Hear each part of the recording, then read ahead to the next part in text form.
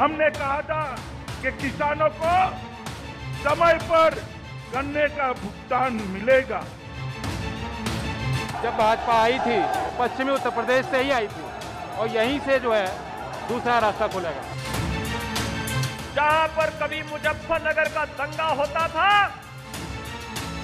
इस बार किसानों का इंकलाब होगा और 22 में बदलाव होगा। पश्चिम में भारतीय जनता पार्टी का सूरज डूबेगा।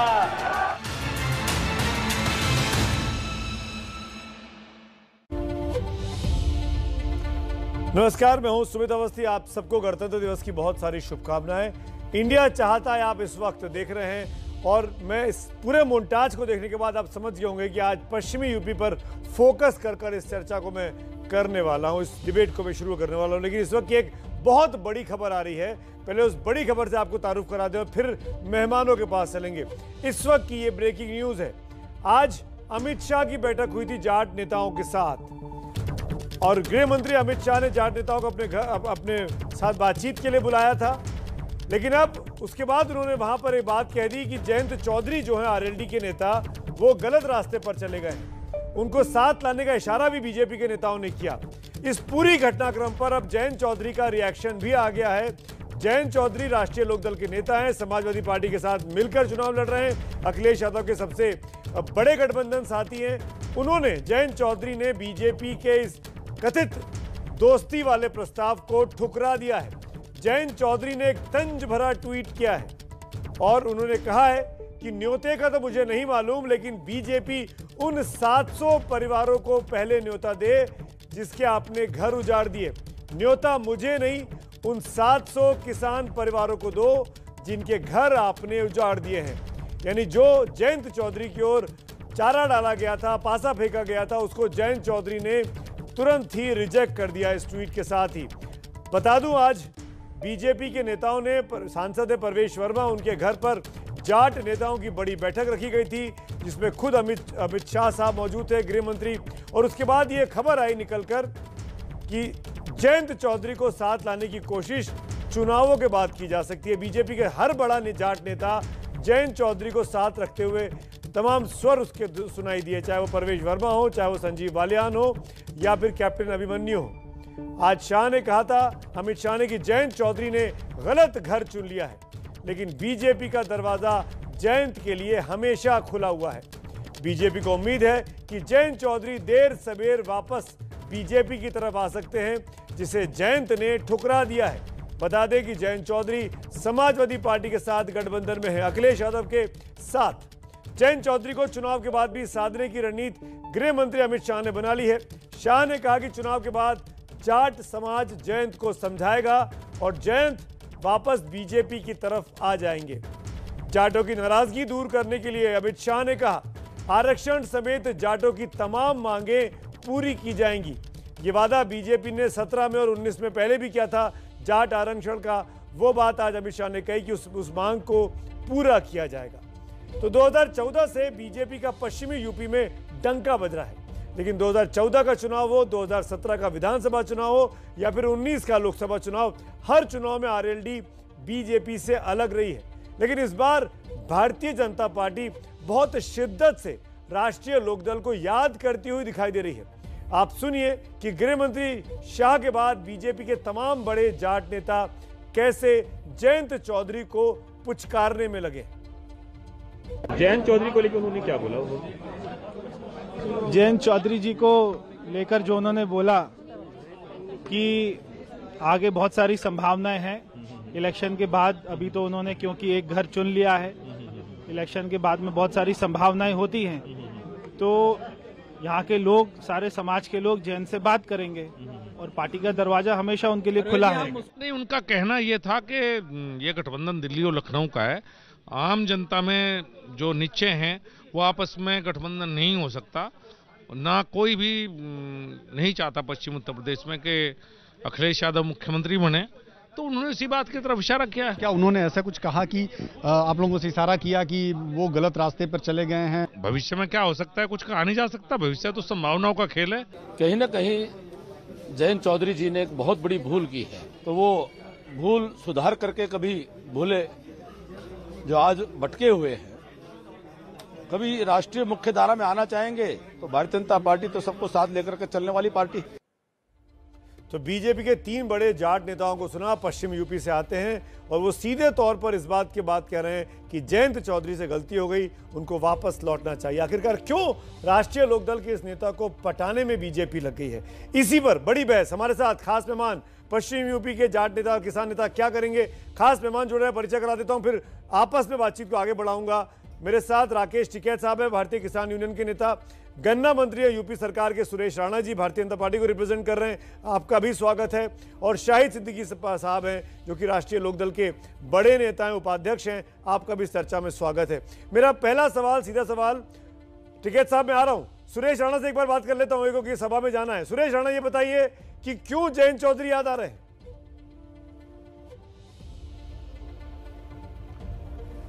सुमित जी, लगातार भारतीय जनता पार्टी ने हमेशा चौधरी चरण सिंह जी को साकार करने वाली नीतियों को आगे बढ़ाया है और हम सब जानते हैं और हमने देखा भी है। चूंकि मैं गन्ना मंत्री के रूप में उत्तर प्रदेश में काम कर रहा हूं, तो इसलिए मैं कह सकता हूं कि मुझे पहली ही घटना याद आती है कि चौधरी साहब के कर्म क्षेत्र बागपत में जो रमाला शुगर मिल है, उस मिल को वर्षों से वहां का किसान मांग करता था कि इस मिल का आप विस्तारीकरण कर दो, लेकिन किसी ने उसको सुना नहीं।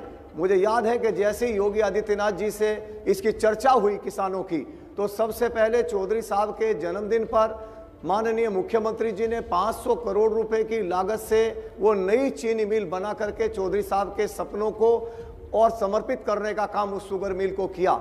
लगातार हम लोगों की मंशा है। और सबसे बड़ी बात क्या है, सबसे बड़ी बात यह है कि जब बात आती है जयंत चौधरी जी के और अखिलेश जी के गठबंधन की, जब बात आती है सपा के और आरएलडी के गठबंधन की, तो ये गठबंधन स्वाभाविक गठबंधन नहीं है।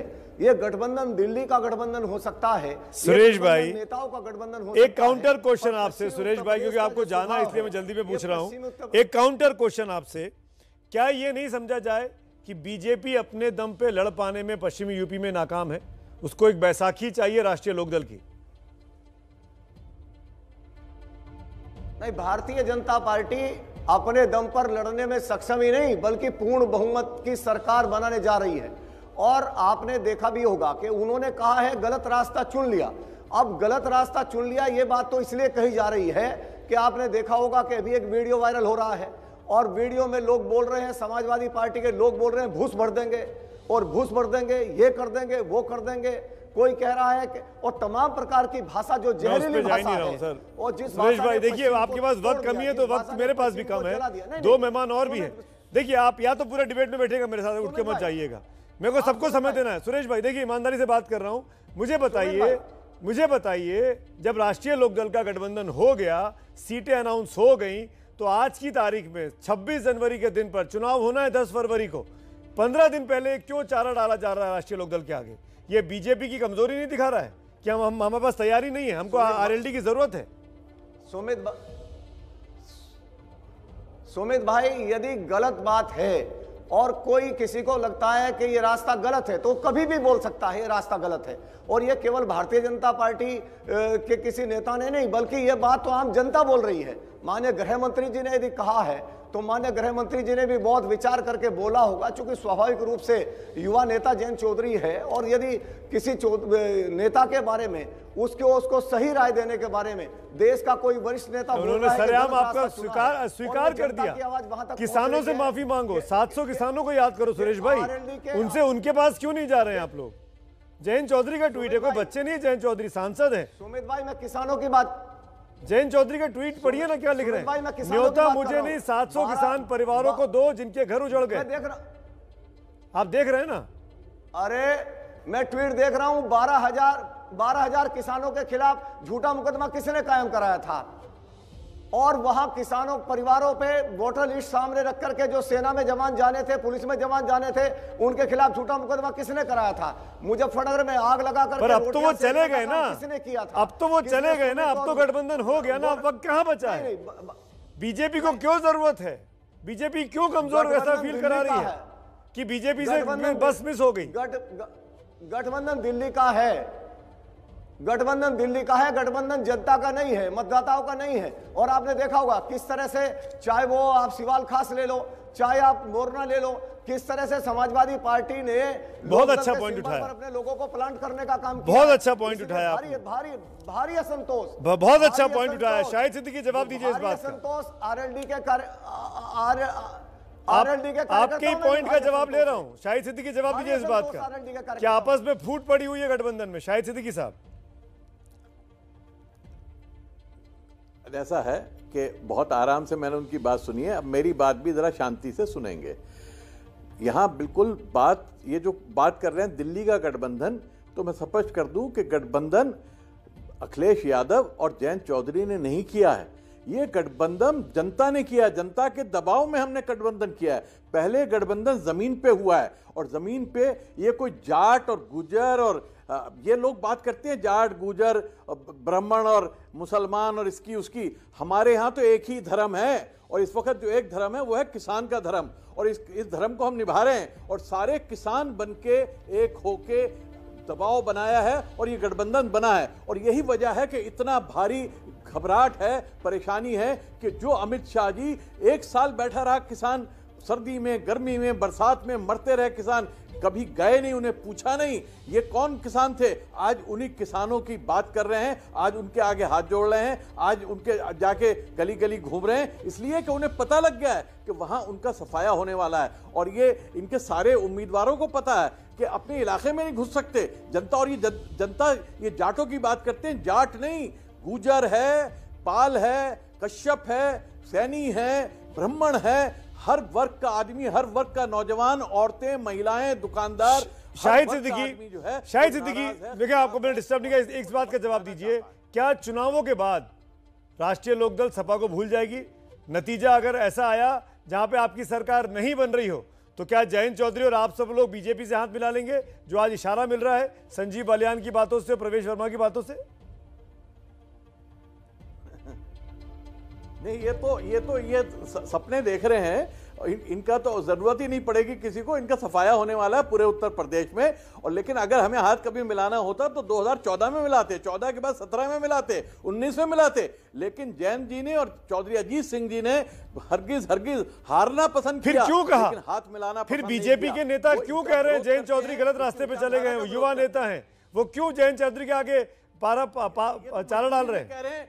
ये तो बेचारे सपने देख रहे हैं, क्यों डूबते को तिनके का सहारा, ये डूब रहे हैं, तो अब ये सपने देख रहे हैं कि शायद ये बचा ले। अरे भैया, तुम्हें कोई नहीं बचा पाएगा, तुमने खुद अपने को नहीं बचाया। हाँ, जो कहा है कि किसानों से जाके माफी मांगो, घर घर जाओ, किसान के जो 700 किसान मरे हैं उनके घरों पे जाओ, माफी मांगो। तुमने एक ट्वीट नहीं किया, तुमने 1 मिनट का मौन नहीं रखा उनके लिए, तुमने किसी भाषण में अपने नहीं कहा कि हमें दुख है कि किसान मारे गए, हमें दुख है कि ये हमारे भाई थे, उस वक्त तुम्हारे भाई तो आप उस वक्त शाहिद सिद्दीकी, राष्ट्रीय लोकदल के उपाध्यक्ष, जयंत चौधरी के सबसे करीबी नेता, मैं आज राष्ट्रीय टीवी पर, एबीपी न्यूज पर यह प्रॉमिस आपसे लेना चाहूंगा, नतीजा चाहे जो आए, राष्ट्रीय लोकदल 10 मार्च के बाद रास्ता नहीं बदलेगा, वो साइकिल के साथ ही रहेगा। प्रॉमिस करिए आज शाहिद सिद्दीकी सरेआम। जी, सवाल ही पैदा नहीं होता, सवाल ही पैदा नहीं होता। हम तो पूरी भाईचारा आंदोलन हमने चलाया, आज नहीं चलाया, पिछले 8 साल से जैन जी और मैं मिलके भाईचारा आंदोलन चला रहे हैं उत्तर प्रदेश में, जिसका नतीजा है कि आज जो इन्होंने खाई पैदा की थी, जो दंगा हिंदू मुसलमान की लड़ाई पैदा करने की कोशिश की थी, आज भी कोशिश कर रहे हैं, वो नाकाम हो गए। और आज किसान सुनने को तैयार नहीं है हिंदू मुसलमान की बात, किसान सुनने को तैयार नहीं है मंदिर मस्जिद की बात। आपने प्रॉमिस किया, ये बहुत अच्छी बात है, ये मैं आगे याद रखूंगा। 10 मार्च के बाद डिबेट में आपको आज ही इन्वाइट कर रहा हूं ताकि आपसे जवाब ले सकूं। 10 मार्च के बाद फिर बुलाऊंगा मैं आपको, शाहिद सिद्दीकी याद रखिएगा, भूलिएगा मत, आपकी ये रिकॉर्डिंग है मेरे पास। इस जाल में हम फंसने वाले नहीं। राकेश टिकैत, क्या लगता है बिल्कुल हम जाल में फंसने वाले? राकेश टिकैत साहब, क्या लगता है राष्ट्रीय लोकदल की याद बीजेपी को क्यों आ रही है? आप तो उस इलाके के, आप चुनाव नहीं लड़ रहे, लेकिन आपको क्या लगता है? हमको क्या पता भाई कौन कहाँ जा रहा, क्या कर रहा। हमारे से तो आप किसान वाले इशू पर बात करो, उस पर हम बता सकते हैं किसके गठबंधन किससे हो रहे, कौन कहाँ जा रहा, कौन बयान क्या दे रहा, उस पर हमारे इनसे किसी से संबंध नहीं है हमारे। नहीं, आपके तो किसी से संबंध नहीं, आप तो किसानों की बात करोगे तो हम आपको बता देंगे। क्या किसान चाहेंगे, किसानों की उस इलाके, जिस इलाके में आप बैठे हैं, पश्चिमी यूपी में, सिसौली में, पूरा आपका इलाका है ये, जाटों का, किसानों का। मैं आपसे किसानों के लेके पूछ रहा हूँ, क्या किसान चाहेंगे राष्ट्रीय लोकदल और बीजेपी का गठबंधन हो? हमने नहीं पता भाई किसका गठबंधन किससे हो रहा, हमें अपने आंदोलन का पता। और जो भारत सरकार या स्टेट में किसी की भी सरकार आएगी, अगर वो किसान के खिलाफ कोई बिल या कानून बनाएगी, हमको उसको विरोध करना है। वह सरकार किसी की भी आ जाओ, किसके गठबंधन हो रहे, किससे क्या हो रहा है, उससे हमारा कोई मतलब नहीं है। आज अमित शाह जी ने यह भी कहा कि चुनावों के बाद किसानों की हर मांग मान लेंगे। आपको भरोसा है? क्या रिएक्शन है आपका? चुनाव से पहले क्यों नहीं मान रहे? मैं कह रहा कि चुनाव से पहले क्यों नहीं मांग रहे? जो दिल्ली में किसान बैठा हुआ था, हमने अभी भी उनको पिछले 10 दिन में 2 बार उनको मैसेज करवाया, वे मीटिंग करने को तैयार नहीं है। आज उन्होंने कौन से किसान बुला लिए भाई? हम उनको कह रहे हैं कि भाई आप टाइम दो, बात करना चाहते हैं। जो दिल्ली में समझौता हुआ है उस समझौते को लागू नहीं करना चाहते, सरकार मिलना नहीं चाहती। हम सरकार से मिलना चाह, सरकार हमारे से तो मिलने नहीं। भाई किन किसानों से मिलकर बात करना चाहती है वो तो हमारी समझ से परे है। हम तो सरकार को कह रहे कि आप हमको टाइम दो, हम जो दिल्ली में आपने समझौता करा है उस समझौते के आधार पे जो मसले रह रहे हैं हम उस पर बात करना चाहते हैं आपसे। तो आपने 2 बातें की राकेश टिकैत साहब, हम राष्ट्रीय टीवी पर हैं, आपने 2 बातें की कि आप सरकार के पास अप्रोच कर रहे हैं, बात करना चाहते हैं, सरकार बात नहीं कर रही है। 10 दिन में 2 बार आप लोगों ने संदेश भेजा, सरकार की तरफ से कोई रिस्पांस नहीं आया हमने। लेकिन सुनिए, अरे राकेश भाई मेरा सवाल सुनिए ना, इकट्ठे जवाब दीजिएगा। आज जो लोग मिले हैं दिल्ली में, राकेश भाई उनको ढूंढ रहे हैं। अरे बात सुनने रहे, अब वही बोलने लग रहे, बात तो सुन लो ना। बोलिए। सरकार ने कहा था कि एमएसपी गारंटी कानून पे एक कमेटी बनेगी। हम सरकार को ढूंढे कि सरकार है कहां, वह कमेटी कब बनेगी, उस पर बातचीत करो आप शुरू। सरकार ढूंढने से मिल नहीं रही और कह रही कि सरकार ने कोई 250 लोग बुलाए और उनसे सरकार ने बात करी कि किसानों की हम सारी बात मान लेंगे। किसान तो दिल्ली में बैठा था पिछले 13 महीने से। सरकार 22 जनवरी के बाद में सरकार नहीं मिली किसी को। तो ये गलत फहमी में किसान ना रहे देश का। 22 जनवरी 2021 के बाद में सरकार नहीं मिली। 1 साल हो गया सरकार को तलाश करते, सरकार नहीं मिली किसान को। तो राकेश टिकैत, किसान देश का गलत फहमी मत रहना। बिल्कुल ठीक। राकेश टिकैत, मुझे अब ये बताइए, जिन लोगों से आज मिले हैं बीजेपी के नेता, वो लोग कौन थे? 250 से अधिक लोग पहुंचे जाट नेता, उसमें किसानों के समुदाय के लोग भी कहे गए। वो लोग कौन थे फिर? अरे भाई हम ये कह रहे कि वे कोई भी हो सकते हैं, वे कोई भी हो, वो किसान उम्मीद नहीं थे कि जो वहां पर बैठे हुए थे। नहीं, पर बीजेपी ने कभी ये नहीं कहा कि वो किसान नेता है। बीजेपी ने कहा कि जाट नेताओं को बुलाया है, जाट नेताओं को बुलाया है। तो उनसे जाट, भाई जिस जाट नेता को बुलाया, जाट महासभा होगी, उनसे बात करो। हमारे से तो आप किसानों की बात करो। अगर किसी जाति की बात करोगे तो जाति का अध्यक्ष होता है किसी उसका, आप जाति की बात अध्यक्षता करो किसी से। हमारे से बात करो किसान की। और किसान तो 22 जनवरी के बाद में, 22 जनवरी 2022 के बाद में दिल्ली में बैठा हुआ है। 1 साल से ज्यादा हो गया सरकार। हम राकेश जी, मेरे साथ उत्तर प्रदेश सरकार के गन्ना मंत्री भी बैठे हुए हैं, सीधे सीधे जिम्मेदार है सुरेश राणा साहब। आप कह रहे हैं कि ये लोग भी नहीं सुन रहे। आज कहा कि गन्ने का मामला भी सुलझा देंगे, प्रॉमिस किया है। अरे अभी तक क्यों नहीं सुलझा भाई? गन्ना मंत्री ने कितना गन्ना अपनी शुगर फैक्ट्री पर डाल लिया, इनका भुगतान हो गया क्या, या कितना भुगतान इनका बाकी है पिछले साल का, वो बता दीजिए। इनकी तो मजबूरी है, इनकी सबकी। अपना चुनाव आ रहा है, चुनाव की अपना बात कर रहे हो, कुछ नहीं रहा। इनके यहाँ पे जो फैक्ट्री है उसने पिछले साल का भी भुगतान नहीं दिया। इन्होंने भी पूरा कह लिया, हो सके कि इनके भी हाथ बनाओ, इनके घर का भी गन्ना का भुगतान रुक रहा। आप जो भी बोल रहे हैं राकेश जी, वो सुरेश राणा साहब सुन रहे हैं। मैं जानता हूं, मैंने प्रॉमिस किया था डिबेट में नहीं बुलाया है, पर क्योंकि सुरेश राणा सुन रहे हैं, मैं ये एक बार पूछना चाहूंगा सुरेश राणा से। सुरेश जी, आप जवाब देना चाहेंगे? बड़ा इल्जाम लगा रहे हैं राकेश टिकैत साहब। प्रोमिसेस पूरे नहीं किए जा रहे हैं। अजय क्या कहेंगे? नहीं, राकेश जी, गन्ना मंत्री हैं, ये क्या क्या कहेंगे? बताओ क्या अब ये बात अपनी पूरी करें तो मैं बोलूं। जी बोलिए, चुप है, बोलिए आप। देखो सच बात तो यह है सुमित जी कि गन्ना किसानों पर यदि मैं बात करूं तो राकेश भाई को इस बात के लिए धन्यवाद करना चाहिए योगी आदित्यनाथ जी का कि वर्षों से जो कोई नहीं कर पाया वो योगी आदित्यनाथ जी ने उत्तर प्रदेश में कानून बना के किया। और कानून बनाया क्या कि यदि कोई शुगर मिली भुगतान नहीं करती तो उसकी सिस्टर कंसर्न का यदि कोई पैसा सरकार के पास है या उसकी कोई सिस्टर कंसर्न का पैसा किसी निगम के पास है तो उसे जब्त करके भी सरकार भुगतान करा सकती है। और उसका पहला परिणाम आया कि 1000 करोड़ रुपया बजाज एनर्जी से जब्त करके गन्ना किसानों का भुगतान सुनिश्चित करने का काम योगी आदित्यनाथ जी ने किया। उत्तर प्रदेश में 120 चीनी मिलें हैं। आज उत्तर प्रदेश में 94 चीनी मिलें 14 दिन के अंदर भुगतान कर रही है। उसके बाद जो बचती है 26 मिलें, उन 26 मिलों में मैं बताऊंगा राकेश जी को, वैसे इन्हें सब मालूम भी है, इनकी भी बहुत सारी बातें रहती हैं, आदमी को कहना पड़ता है, लेकिन जो बची हुई 26 मिलें हैं उनमें भी जो है 16 मिलें ऐसी हैं जो 70% पर है, बची 10 मिलें। उन मिलों के लिए कानून ले आए और 1000 करोड़ रुपया सिस्टर कंसर्न से जब्त करके गन्ना किसानों का भुगतान सुनिश्चित करने का काम किया। चौधरी चरण सिंह जी के सपनों को साकार करने का सुरेश भाई, इसका मतलब आपने किसानों की गन्ने के संबंध में तमाम मांगे आपकी सरकार ने मानी और पूरी की, फिर किसान क्यों प्रोटेस्ट कर रहे हैं? फिर राकेश टिकैत साहब क्यों नाराज है सरकार से? क्यों उनके पीछे देश का किसान खड़ा हुआ है? सुरेश राणा। सुमित भाई, मैं केवल इतना कहूंगा कि आज पूरे उत्तर प्रदेश में पूरी मजबूती के साथ, मैं किसान भाइयों का अभिनंदन करना चाहता हूं, पूरी मजबूती के साथ किसान भाई मोदी जी और योगी जी के साथ खड़े हैं। और खड़े इसलिए हैं कि उन्होंने देखा है कि 4-4, 5-5 साल का गन्ना भुगतान नहीं होता था। मैं वैसे ही कह रहा हूं आपको जानकारी के लिए, भाई 21 चीनी मिलें बेच दी बसपा ने, 19 चीनी मिलें बंद कर दी, 12 चीनी मिलें बंद कर दी सपा ने, 30 मिलें बंद कर दी। राकेश टिकैत, 5 नहीं मिले। क्या सुरेश राणा राष्ट्रीय टीवी पर बैठकर यूपी सरकार के मंत्री गलत बोलेंगे? राकेश टिकैत, आपने सुनी उनकी बातें?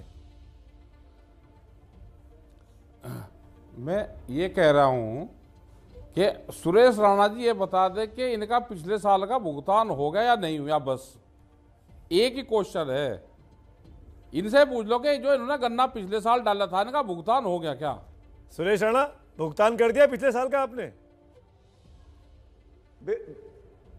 अरे अभी नहीं, तो सुना ना कि 1000 करोड़ रुपए जब्त करके अरे सुन, आप भी क्वेश्चन, भाई क्वेश्चन क्या है आप पूछो, क्या आप पूछिए, वो जवाब देंगे। अरे मैं स्क्रीन से हट जाता हूं, मुझे हटा दीजिए स्क्रीन से।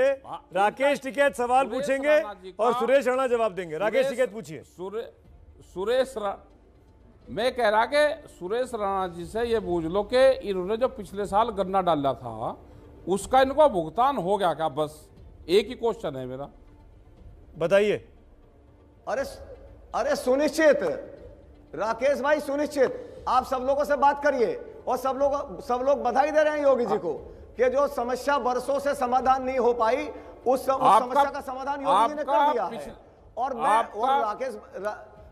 राकेश भाई, आपको तो तारीफ करनी चाहिए योगी जी की, मोदी जी की। भाई खुले मन से तारीफ किया करो मेरे भाई, खुले मन से तारीफ किया करो। आपकी मांग थी चीनी मिल चले।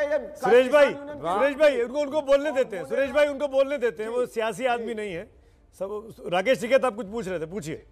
चलो ठीक है भाई। अरे है क्या कि भाई गन्ना मंत्री हैं, अब ये कैसे कहते हैं कि मेरा गन्ने का भुगतान नहीं हुआ? चलो वो हुआ नहीं, आप जैसे इनका गन्ने का इनका खुद का कहा कि जिन्होंने जो गन्ना डाला उसका भुगतान हुआ या नहीं हुआ, वो हुआ नहीं इनका, वो सबको पता है, वहाँ पूरे क्षेत्र को सबको पता है।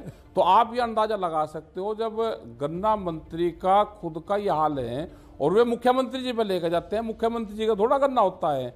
चलो कोई बात नहीं, इनकी मजबूरी है अपनी सरकार की बात कहनी, लेकिन हालात ये हैं कि प्रदेश में ठीक नहीं है। बिजली हरियाणा से ज़्यादा रेट है, बिजली के रेट हरियाणा में 15 रुपये हार्स पावर बिजली का रेट है किसान को, यहाँ पे 175 हार्स पावर है, 175। यहाँ पे आलू का किसान पूर्ण रूप से बर्बाद है, जो पूरा आगरा और वहाँ से पूरी बेल्ट है, एमएसपी पे खरीद नहीं होती, ये एक बड़ी समस्या है। और हमको किसी पार्टी से नहीं है, पार्टी अलग चीज होती है और सरकार अलग चीज तो होती है। अगर इतनी समस्याएं हैं, आपको महंगी बिजली मिल रही है, गन्ने का दाम नहीं मिल रहा है, आलू एमएसपी पर नहीं खरीदा जा रहा है, तो जाहिर तौर पर किसानों के अंदर गुस्सा होगा। और जब गुस्सा होता है सुरेश राणा, मेरा सवाल आपसे मंत्री होने के नाते, तो बीजेपी को क्यों वोट करेगा किसान, यूपी का किसान चुनावी मौसम में? सुरेश राणा। अच्छा सुमित भाई मुझे 30 सेकंड तो दोगे आप? जी जी। मैं पूछना चाहता हूं, यदि सरकार बेहतर काम नहीं करती किसी भी फसल को लेकर के, तो किसानों में आक्रोश भी होता है, उस फसल से मोहभंग हो जाता है। जब सपा सरकार थी तो उत्तर प्रदेश में 20 लाख हेक्टेयर गन्ना था, आज उत्तर प्रदेश में 28 लाख हेक्टेयर गन्ना है। 8 लाख हेक्टेयर बढ़ने का मतलब है कि मोदी योगी सरकार ने किसानों के हित में फैसले किए हैं, नंबर 1। और 8 लाख हेक्टेयर का मतलब समझो आप सुमित भाई, पूरे पंजाब में 80,000 हेक्टेयर गन्ना है, वहां 80,000 हेक्टेयर कुल है, हमने 8 लाख हेक्टेयर गन्ना बढ़ा दिया है। 5 साल के अंदर किसानों ने मोदी योगी पर विश्वास करके 8 लाख हेक्टेयर बढ़ाया, नंबर 1। नंबर 2, 95,000 करोड़ रुपए का भुगतान 5 साल में समाजवादी करती है और 1,55,000 करोड़ रुपए का भुगतान 5 साल में योगी सरकार करती है। तो मैं कहना चाहता हूं, ठीक है कुछ विषय पर सुझाव होने चाहिए, पर राकेश भाई को भी खुले मन से मोदी जी और योगी जी ने जो काम बेहतरी के लिए किया है उसकी तारीफ भी करनी चाहिए। तारीफ करने से ऐसा नहीं होता कि जो अच्छे काम, राकेश टिकैत साहब तारीफ करेंगे? अरे बड़े मन मोदी योगी की तारीफ करेंगे राकेश जी? सुनिए क्या कह रहे हैं राणा जी। कह रहे कि तारीफ करने, भाई तारीफ करने का काम होगा तो कर देंगे, तारीफ में कौन सा दिक्कत है। हमने कहा कि जो समझौता वहां पे करा है सरकार, पिछले साल 22 जनवरी को सरकार से बातचीत हुई और सरकार को 1 साल से ज्यादा होगा, दिल्ली सरकार को हम ढूंढ रहे, दिल्ली सरकार तो हमको मिली नहीं कहीं। शाहिद सिद्दीकी को चर्चा में लेके आना चाहूंगा। शाहिद साहब, आपने सुना सुरेश राणा की बातों को, यूपी सरकार के दावों को। 750 राकेश भाई, शाहिद सिद्दीकी जी भी हैं, पूर्व सांसद भी हैं, एक बार पूछ लेते हैं, क्या जो बातें की जा रही है सरकार की तरफ से, सुरेश राणा जी जो बोल रहे हैं, क्या वो किसानों के फायदे की नहीं है? अगर 8 लाख हेक्टेयर बढ़ गया गन्ने का उत्पादन, क्या ये फायदे की बात नहीं है? ऐसा होता है कि सुरेश राणा जी हो या कोई भी सरकार का मंत्री हो, वो खुद अपने प्रोपेगेंडे का शिकार हो जाता है। जो झूठ बोलते हैं जनता से, कुछ दिनों बाद उस झूठ पे विश्वास करने लगते हैं। मुझे यकीन है कि समझदार आदमी है, ये अपने खुद प्रोपेगेंडे पे विश्वास नहीं करेंगे। और ये आंकड़ों के पीछे जो छुपने वाला खेल है ना, जमीन पे बैठा हुआ किसान उस खेल को समझता है। अगर न समझ रहा होता तो सुरेश राणा जी के लिए बड़ी दिक्कतें ना होती जो इस वक्त उन्हें अपने क्षेत्र में दिक्कत आ रही है, और सारे जितने बीजेपी के कैंडिडेट हैं उन्हें दिक्कत आ रही है। किसान बेवकूफ नहीं है, किसान से ज्यादा समझदार कोई नहीं होता, और किसान जो है वो जानता है उसका हित क्या है, उसका हित क्या नहीं है। इन्होंने उसके साथ विश्वासघात किया है, मुसलसल किया। इसी किसान ने वोट दिया था आपको, इसी किसान ने 2017 में वोट दिया था, 2019 में भी दिया था, लेकिन वही किसान जो है आज दर मारा घूम रहा है। आज उसके पास खाद नहीं मिल रही है, आज बिजली के दाम इतने ज्यादा हैं, आज उसको जो है उसके बच्चे बेरोजगार हैं, नौजवान बिल्कुल बेरोजगार है, बुरा हाल है। गरीबी, जो अच्छा किसान था, समृद्ध किसान था, वो आज गरीबी की रेखा पे आ गया है। तो आप कहां ले गए खींच के उत्तर प्रदेश को? पश्चिम उत्तर प्रदेश जो सबसे आगे था उसको आपने धकेल दिया, और आप इस झूठे प्रोपेगेंडे को बड़े बड़े होर्डिंग लगा के, बड़े बड़े ऐड देकर अगर उस पर विश्वास करते हैं तो माफ कीजिएगा, आपको 10 तारीख को समझ में आ जाएगा, 14 तारीख को समझ में आ जाएगा कि किसान जो है नहीं, किस तरह से आपके खेल को समझ चुका है। शाहिद भाई, मुसलमान और आपकी इस टिप्पणी के बीच में आपसे जरूर पूछना चाहूंगा शाहिद सिद्दीकी, क्योंकि वक्त की कमी है, ये इस मुद्दे को छूना भी बहुत जरूरी है। आप जिस इलाके में बैठे हुए हैं, जिस इलाके से आप आते हैं, आपकी पार्टी का दबदबा है पश्चिमी यूपी, वहां पे किसान जाट के अलावा मुसलमान भी एक बहुत इंपॉर्टेंट वोटर है। क्या इस बार जाट और मुसलमान एक साथ है जो बात कही गई?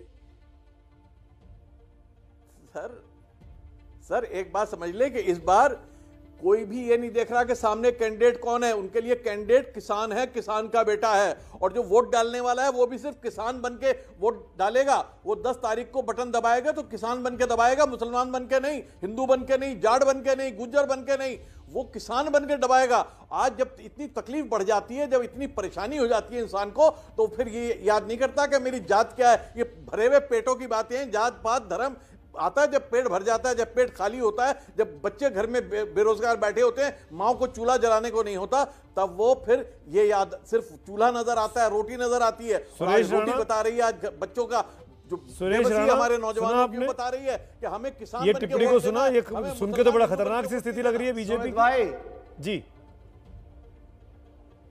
सुमित भाई ये सच बात बताऊं मैं आपको कि इस समय पूरी तरह से फ्रस्ट्रेशन के शिकार हैं, क्योंकि इन्होंने देख लिया, शुरू में बड़ा उत्साह था, जोश था, जब ये वोट मांगने गए तो सबसे पहले गठबंधन जो इन्होंने किया, तो कार्यकर्ता नहीं आरएलडी के पूछा कि कौन है वो जिन्होंने चौधरी अजीत सिंह जी को, हमारे बहुत बड़े नेता जिनका हम बहुत सम्मान सब लोग करते हैं, उनको किसने रोका था मुख्यमंत्री बनने से? जब इनसे सवाल पूछा तो बगले झांकने लगे। जीरो पार्टी जब उनसे खत्म हो गई था कि किसानों के खिलाफ किसानों के खिलाफ झूठे मुकदमे किसने किए, तो बगले झांकने लगे। जब इनसे पूछा कि सरकारी विमान में बैठा करके दंगाइयों को बिरयानी किसने खिलाई, तो ये बगले झांकने लगे। और जब ये कह रहे हैं किसान चुनाव लड़ रहा है, तो मैं एक सवाल स्ट्रेट फॉरवर्ड करना चाहता हूं। जब कैराना में एक जाट नौजवान कहता है कि हम गंगेस्टर को वोट नहीं देंगे, हम सपा कैंडिडेट को वोट नहीं देंगे चूंकि वो माफिया है, उसके ऊपर मुकदमे हैं, तो वहां कांधला में एक व्यक्ति वीडियो के सामने आकर के बोलता है कि तुम वहां 14,000 हो, हम यहाँ 80,000 हैं, यदि तुम वोट नहीं दोगे वहां पर कैराना में तो हम घूस भर देंगे। ये किसान लड़ रहे हैं, ये किसान की भाषा है। अरे जहरीली भाषा है, क्या बोल रहे हो टीवी पे, बड़ाई सोच के बोलो। यदि किसान लड़ते तो किसान जय जयकार करता। ये जहरीली भाषा वाले लोगों को आपने लड़ाया है, जिन लोगों के खिलाफ दुनिया भर के मुकदमे हैं उन्हें आपने लड़ाया है। और यदि कोई नौजवान बोल रहा है कि मैं ऐसे कैंडिडेट को वोट नहीं दूंगा, तो आप कांधला में वीडियो वायरल कर रहे हैं। मैं आप दोनों को रोक के एक कमेंट राकेश टिकैत का ले लेता हूं। राकेश भाई, मार्च में योगी जी आ रहे हैं, कौन आएगा कौन नहीं आएगा तो 10 मार्च को पता लगेगा। सुरेश भाई, राकेश टिकैत, ये बात सच है क्या कि मुसलमान जाट एक साथ, मतलब इस बार किसान वोट करेगा जात पात से ऊपर उठकर? और अगर किसान बनकर आदमी वोट करेगा तो क्या बीजेपी के लिए मुसीबत का सबब है पश्चिमी यूपी में? हमें देखो, आधे रेट में फसल बेच के किसको वोट कहां देनी वो अपने आप दे लगा। 13 महीने आंदोलन चला के उसको कहां वोट देनी वो अपने आप दे लगा, वोट जहां देनी। हमें तो ये है कि सरकार अगर कोई भी फैसला लेगी, अभी हम राजस्थान में गए थे तो वहां तो इनकी सरकार है नहीं, लेकिन अगर वहाँ पे भी किसी किसान की ज़मीन नीलाम हुई तो हम वहाँ पे भी गए और वहाँ से भी उन्होंने कानून में वापसी लिए। तो कोई भी सरकार अगर गलत काम करेगी, कोई फैसला लेगी, हम उसके खिलाफ मूवमेंट खड़ा करेंगे। वोट किसको कहाँ देनी वो जनता अपने आप समझ लेगी। ठीक है, हमें वोट वाले मामले से तो हम दूर हैं। नहीं, आप बहुत सोच समझ के बात करते हैं। चुनाव की जब बात आती है मैं आऊँगा आपके पास, शाहिद सिद्दीकी जी भी है, राकेश टिकैत साहब भी हैं, लेकिन ये बात बहुत इंपॉर्टेंट यहाँ पर हो जाती है, और वो ये हो जाती है कि कुल मिलाकर पश्चिमी यूपी में जो 3 बड़े सेक्टर्स कहे जाते हैं, 3 बड़े वोटर्स कहे जाते हैं, जाट, किसान और मुसलमान, क्या ये सब के सब एक साथ हैं? क्या ये इनमें डिवीजन होगा और बीजेपी कैसे इनको साधेगी? इस पर बातचीत करेंगे। मीटिंग हुई और उस मीटिंग के बाद ये बात निकलकर सामने आई कि जयंत चौधरी को साथ लाया जाए। जयंत चौधरी के लिए तरह तरह के पासे फेंके गए हैं। मेरे पास जयंत चौधरी राष्ट्रीय लोकदल के उपाध्यक्ष शाहिद सिद्दीकी साहब मौजूद हैं। शाहिद साहब, ये जानना बहुत ज़रूरी और ये क्लियर करना बहुत ज़रूरी है, आप एक पत्रकार भी रहे हैं, खबर नवीस भी रहे हैं, मैं इसलिए आपसे पूछ रहा हूँ, आखिरकार बीजेपी के आला नेता क्यों ये बात कह रहे हैं? क्या कहीं कोई रास्ता खुला हुआ है? क्या बीजेपी के नेताओं ने जयंत चौधरी या किसी के भी साथ संपर्क करने की कोशिश की है? देखिए, आप भी पत्रकार हैं और आप जानते हैं कि क्यों कह रहे हैं। वो इसलिए कह रहे हैं कि उन्हें अपनी हार साफ नजर आ रही है। और मैं एक बात स्पष्ट कर दूं कि हमें बिल्कुल साफ नजर आ रहा है कि कहीं किसी को जरूरत नहीं पड़ेगी। गठबंधन उत्तर प्रदेश में सरकार बनाने जा रहा है। जिस तरह से नौजवान परेशान है, बेरोजगार है, जिस तरह से महिलाएं, ये चर्चाएं भी आई थी जब तक गठबंधन अनाउंस नहीं किया था अखिलेश ने और जयंत के साथ संपर्क में थे बीजेपी के नेता पश्चिमी यूपी के, और वो चाहते थे कि जयंत बीजेपी के साथ चले आए। नहीं, देखिए, सुनिए, जो आज किसान है उत्तर प्रदेश का, उसने तो वोट दिया था, वो तो बीजेपी के साथ था 2017 में, उसने तो बीजेपी को वोट दिया था। खुद टिकैत जी ने समर्थन किया था बीजेपी का 2017 में। मैं बड़ा उनका सम्मान करता हूं और बड़ा उनके इज्जत करता हूं। किसानों की लड़ाई चौधरी महेंद्र सिंह जी टिकैत ने और राकेश टिकैत जी ने, नरेश टिकैत जी ने जो लड़ाई लड़ी है उसका मैं सलाम करता हूं उनको, जिस हिम्मत के साथ। लेकिन ये तो बीजेपी के साथ गए थे तो हमारी तो सबसे बात होगी, लेकिन हम अगर जाना होता तो हम 2017 में जाते, 2019 में जाते। बड़ी कोशिश की थी, ये बता दूं कि बीजेपी ने बहुत कोशिश की थी 2017 में भी हमें साथ लाने की, 2019 में भी कोशिश की थी। और चौधरी अजीत सिंह जी 2021 में की थी कि नहीं, ये तो बताइए, ये तो मैं पूछ रहा हूं आपसे, ये खबर क्यों छुपा रहे हैं? सुनिए, मेरी बात पूरी करने दीजिए। एक छोटी बात पूरी करने दीजिए। चौधरी अजीत सिंह जी जाके लड़े थे चुनाव मुजफ्फरनगर से। क्यों लड़े थे? उन्हें पता था कि मुजफ्फरनगर में इन्होंने दंगा करा के खाई बनाई है, लेकिन चौधरी अजीत सिंह उसी खाई को पाटने के लिए गए थे। और जब चुनाव हारे हैं थोड़े से वोटों से, तो उन्होंने एक बात कही थी कि मैं चुनाव हारा नहीं, मैं जीत गया हूं क्योंकि मैं हिंदू मुसलमान के बीच की जो खाई बनाई थी भाजपा ने, उसे मैंने पाट दिया है, उनको फिर से एक ले आया हूं। और मैं सलाम करता हूं शाहिद साहब टिकैत जी को, उन्होंने जिस तरह से आंदोलन चला के इस खाई शाहिद को पाटा साहब, मेरे पास वक्त की कमी है, मैं माफी चाह रहा हूं आपसे। आज घबराहट है भाजपा में। शुक्रिया कहना चाहूंगा शाहिद सिद्दीकी साहब, वक्त की कमी है, थैंक यू सो मच, समय निकाला आपने। लेकिन कुल मिलाकर ये बात साफ हो रही है कि भले ही बीजेपी जयंत को साथ लाने की कोशिश करती दिखाई दे रही हो, लेकिन अभी तक तो जयंत चौधरी और उनके साथी बीजेपी के साथ जाते हुए नहीं दिखाई देते।